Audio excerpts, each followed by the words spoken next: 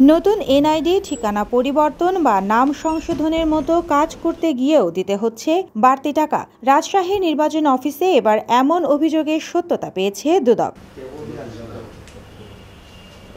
সোমবার দুপুরে হঠাৎ অভিযান চালায় দুর্নীতি দমন কমিশন। তারা সরাসরি ভুক্তভোগীদের কাছ থেকে টাকা নেওয়ার তথ্য পেয়েছে, যদিও কাউকে হাতে নাতে ধরা যায়নি। দুদক জানায়, আউটসোর্সিং এর কিছু কর্মী প্রতিটি সেবার জন্য 230 টাকা করে নিচ্ছে। এনআইডি সংশোধন, ভোটার হওয়া বা হালনাগাদ এসব সেবাতেই নেওয়া হচ্ছে এই অর্থ। না, নগদ টাকা সেই সম্পর্কে আমার কাছে কোনো আসলে অভিযোগ কেউ দেয়ও না, আর বিষয়ে জানিও না। না, আউটসোর্সিং এর সুযোগ নাই। সরকারি অফিসে তো নগদ টাকা নেওয়ার আসলে কোনো সুযোগও নেই। এখন যদি ওনাদের নির্দিষ্ট কোনো কারোর বিরুদ্ধে অভিযোগ থাকে যে নিয়েছে, তারপরে তো অভিযোগ সেভাবে ব্যবস্থা নেই। তবে বোয়ালিয়া থানার নির্বাচন কর্মকর্তা মশিউর রহমান জানান, তার জানা মতে এমন কিছু হচ্ছে না।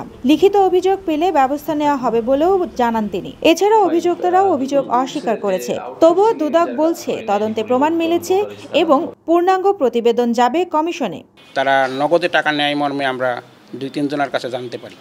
আমরা কমিশন বরাবর আমাদের প্রতিবেদন দাখিল করব। কমিশনের সিদ্ধান্ত অনুযায়ী আমরা পরবর্তী ব্যবস্থা গ্রহণ করব। এই অবস্থায় প্রশ্ন উঠছে, ভোটার হতে গিয়ে যদি গোপনে টাকা দিতে হয়, তাহলে সাধারণ নাগরিক কিভাবে পাবে তাদের নিজেদের অধিকার?